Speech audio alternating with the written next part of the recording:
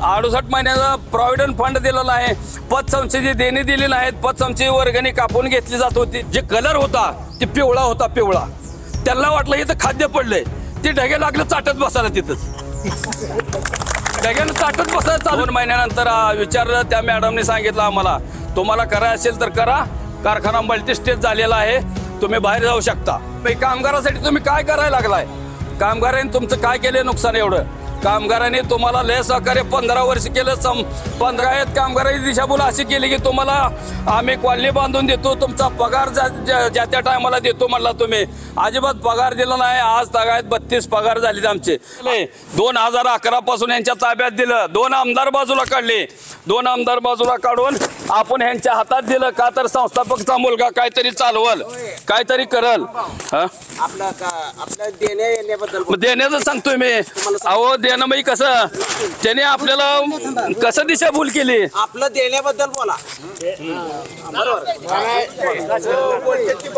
कामगाराची दिशाभूल कशी केली मी सांगतोय. आमची दिशाभूल कशी केली, आमची कामगाराची दिशाभूल कशी केली आम्हाला बोलावं लागतंय. आज तगायत कामगाराची दिशाभूल अशी केली की तुम्हाला आम्ही कॉलनी बांधून देतो, तुमचा पगार ज्या त्या टायमाला देतो म्हणला, तुम्ही अजिबात पगार दिला नाही. आज तगायत 32 पगार झाले आमचे, आणि मधले आदले पगार दिले. 68 महिन्याचा प्रॉव्हिडंट फंड दिलेला आहे, पतसंस्थेची देणी दिली नाहीत, पतसंस्थेची वर्गणी कापून घेतली जात होती, वर्गणी कापली परंतु तिथं जमा केलेली नाही, आणि वर्गणी जमा करून इथं तुमच्यापाशी ठेवली. आज पतसंस्था आमची कोट्याधीश इमारत पडून राहिली. त्या इमारतीची संस्था आहे, आजच्या कामगाराची तळमळीची संस्था होती. कधी एनी टाईम आम्हाला 10,000 तातडी आणि 1.5 लाख रुपये 2 लाख रुपये दीर्घकाळाचं कर्ज मिळत होतं, पण ते सुद्धा तुम्ही मोडकळीला काढली. मग कामगारासाठी तुम्ही काय करायला लागलाय? कामगारांनी तुमचं काय केलं नुकसान? एवढं कामगारांनी तुम्हाला लय सहकार्य 15 वर्ष केलं, 15 वर्ष सहनशीलतेनं काढलं, आणि आज तगायत तुम्ही त्या कामगारासाठी तुम्ही काहीच करू शकला नाही.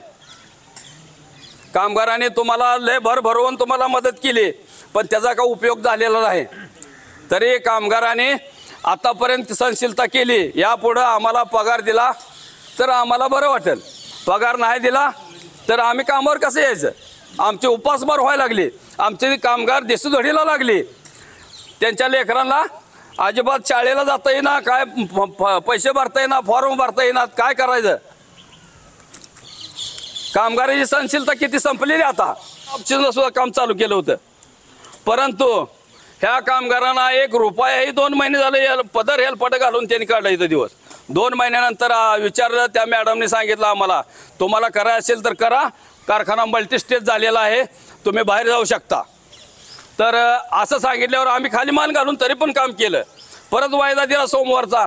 सोमवारी पण आम्ही आलो. सोमवारी विचारलं मॅनेजरला, जीएमनं सांगितलं तुम्हाला पगार दिला जाणार नाही, तुम्हाला करायचं असेल तर करा, नाहीतर ह्या तुम्ही जाऊ शकता. आम्ही दुपार 9 घरला गेलो सगळे कामगार, आणि ते ढगे आहे त्या ढगेला पण म्हणलं आम्ही कामगार आहे, तू पण कामगार आहे, तुझी पण मुलं आहेत, आमची पण मुलं आहेत, आणि तुझी मुलं काय ना आमची मुलं काय वेगळं नाहीत.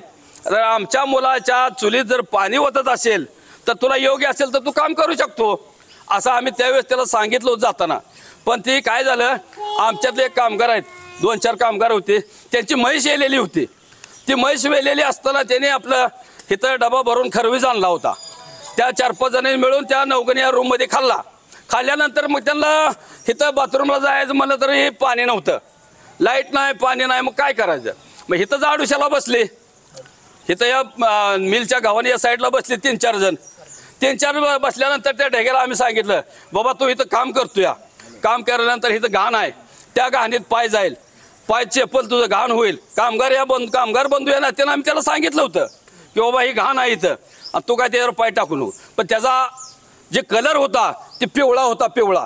त्यांना वाटलं इथं खाद्य पडलंय, ते ढगे लागलं चाटत बसायला. तिथंच ढग्यानं चाटत बसायला चालू केलं. 2 महिन्याला चाटतंय, पण त्याला काय ते संपण आहे. तर 2 कामगारात संपण आहे, सगळ्या कामगारात काय त्याला संपायचं आहे. तू नाद करू नको ढगे, तसं करूच नको. तू आमच्या पोटावर पाय दिला तर तुझ्या पोटावर परमेश्वर पाय देणार आहे. तुम्हाला आज वाटत असेल चांगलं, पण परमेश्वराकडे नोंद असते, परमेश्वर नोंद घेतो आणि त्याचा विल्हेवाट लावत असतो. आज यांच्या एवढ्या सगळ्या चुलीत पाणी जर ओतत असेल ढगे, तर तुझ्या सुद्धा परमेश्वर पाणी सोडणार आहे एक दिवशी. कामगार एकजुटीचा, कामगार एकजुटीचा, हम सब